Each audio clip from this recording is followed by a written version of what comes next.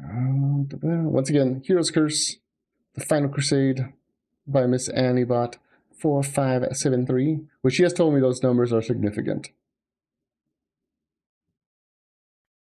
In the shadows of the heart, where the darkness took its toll,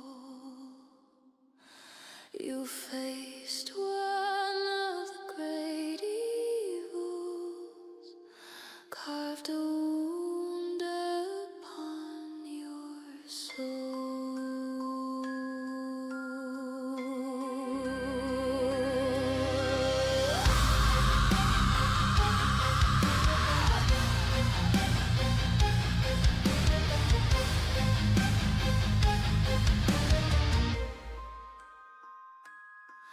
Pandora's box was opened and the horror screamed your name, yet you stood unyielding, bearing scars of profane pain.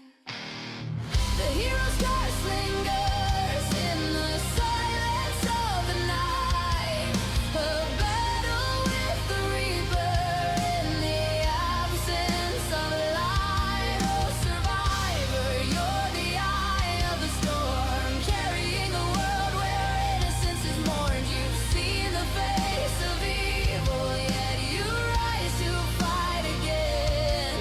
Your strength ignites our courage in the war that never ends.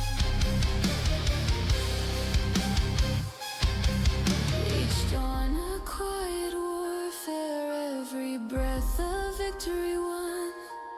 The reaper's shadow follows, but you greet the rising sun.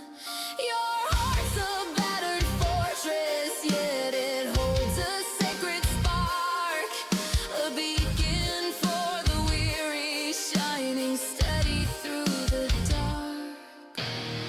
The hero's curse lingers in the silence of the night, a battle with the reaper in the absence of light. Oh survivor, you're the eye of the storm, carrying the world where innocence is mourned. You've seen the face of evil, yet you rise to fight again.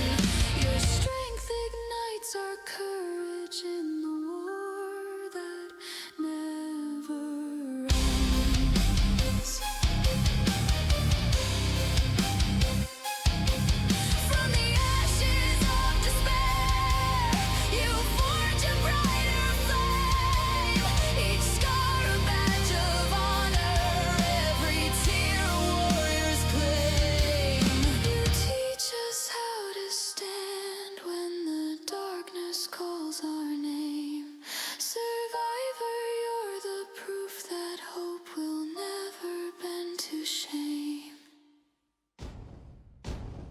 The hero's curse, it binds you, but it cannot claim your soul.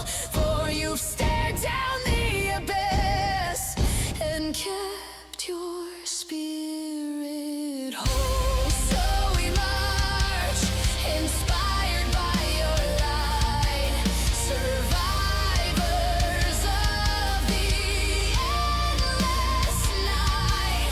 The hero's curse is to forever face the pain. So with every step we'll burn away their stain.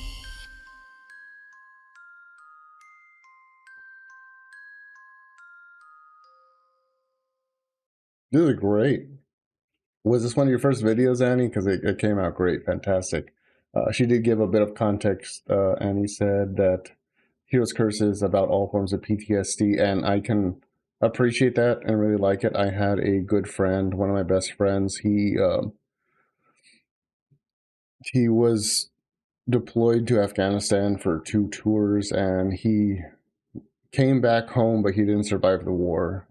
He decided to uninstall himself, and, you know, we miss him, and I still miss him to this day, and it's been several years since he uninstalled.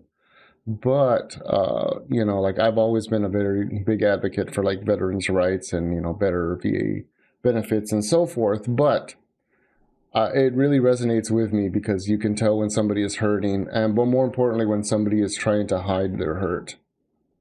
The shadows of the heart, So I'm gonna skip forward a little bit where to the parts that really stood out to me.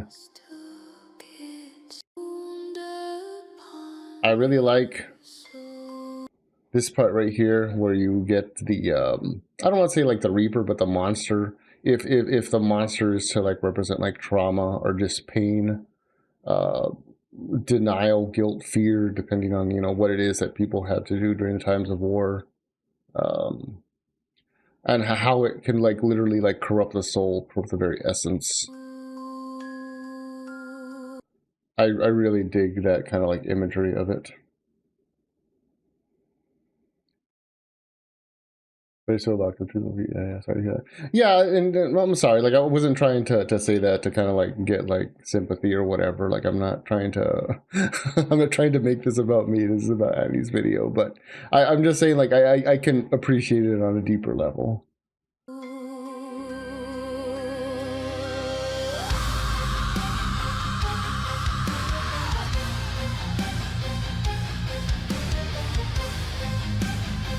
I think the worst part of all that is just soldiers in general who went off to go and, you know, serve their country, and they came back. The Vietnam War specifically like stands out to me as people who went out, and when they came back, they were spit on and they were treated very, very badly for doing nothing but, you know, serving their country. And it's upsetting to kind of see like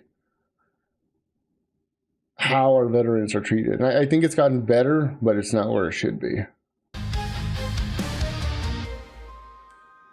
I'll also say for the record, I have never served, so I'm not I'm not claiming to speak for them. I'm just, you know, this is my observation as someone who had family in the military and also had a best friend that you know, served. Pandora's box was opened and the horror screamed your name. So this part here with the Pandora's box, this is gonna be slightly off topic. I remember when I was in school, college specifically, we had a philosophy class, and one of the topics that was brought up was, why was hope in Pandora's box? And one of the argument put out there was because hope is a worse evil than anything else, because hope can be used to basically make somebody keep fighting when logic dictates they should stand down. Which is, you know, that wasn't my argument, that was somebody else's argument, but it resonated with the class, like, oh, well, maybe hope is a bad thing. And I was like, I don't think hope is a bad thing. I think hope is kind of like, if you guys have ever seen like a alchemical or chemical reaction, sometimes you need something called a base to stabilize it. And I think hope was that stabilizing force that prevented the evils, so to speak, from just like breaking the box entirely.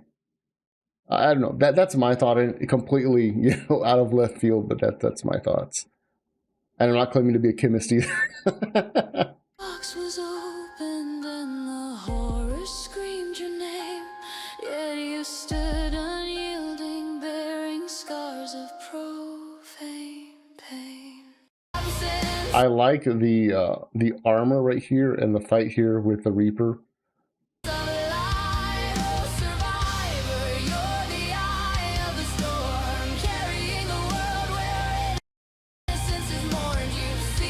Came out really well.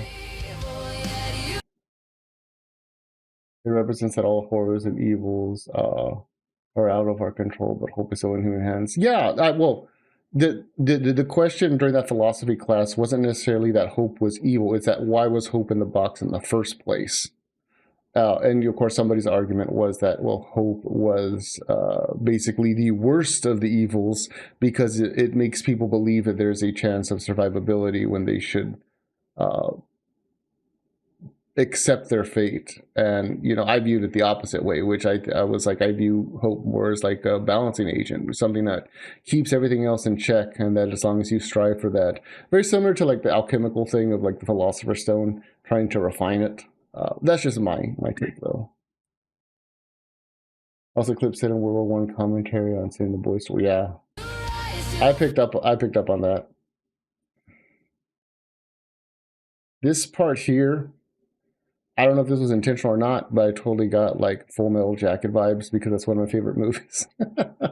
I don't know if that was intentional, but it gave me a chuckle, and I was like, I'll keep that chuckle to myself, and not because, not because like I don't like that movie. I like it a lot, but it felt inappropriate to do so, or I don't even know if that was intentional either. Each dawn a quiet warfare, every breath a victory won. The Reaper's shadow fall.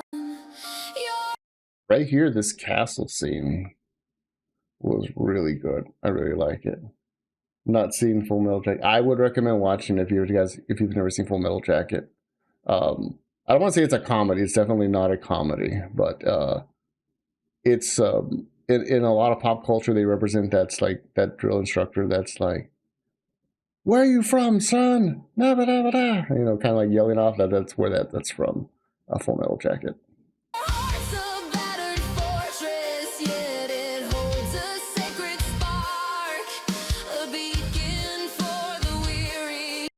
I'm getting big Dark and Darker vibes because I love that game. Shining steady through the dark. The hero's curse lingers in the silence of the night.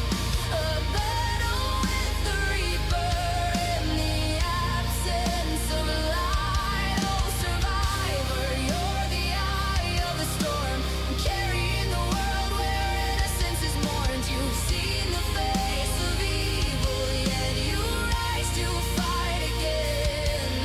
Your strength ignites our courage. I started to disagree with your former classmate. As a final motive, home second. Yeah, exactly. That was kind of my take on it too. But that's the cool thing about philosophy, and specifically philosophy classes, that they're made to engage the stimuli of the brain. And I think it did fantastic because otherwise people would just be like, "Oh, hope's good," and it's like, "But why is hope good?" And that's kind of what the professor was trying to get across, and I think it came across very well. In the war that never ends. And I absolutely love the lovely lady in a full piece of very authentic looking, period accurate plate mail with chainmail, and then rocking out on the guitar. That just hits so many good hits in my brain, especially in regards to thing. I'm a big fan of like prog metal, so like Rhapsody, Angra, Iced Earth, stuff like that. This kind of like hits a lot of those kind of like heavy metal vibes.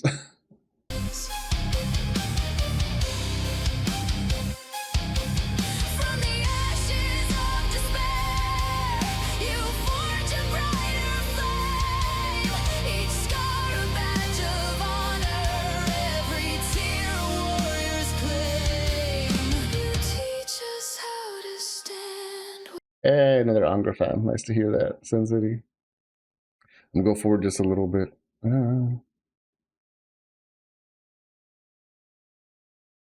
This part here, I think Annie had said earlier, it was about the Iranian conflict, which is totally valid. I wish them all the best. The prompt was at one playing a female crusader playing the guitar. Well, it came out great. That was the last gig I ever went to. I never saw Angra live, but they are one of my top 5 bands. 3,000 years ago. Inspired by your light, survivors of the endless night. The hero's curse is to forever face the pain. So with every step we'll burn away their stain.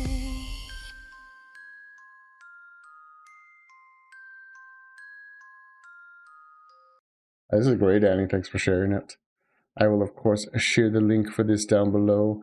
And Annie already has my subscription and my like because I consider her a friend of mine. Haha.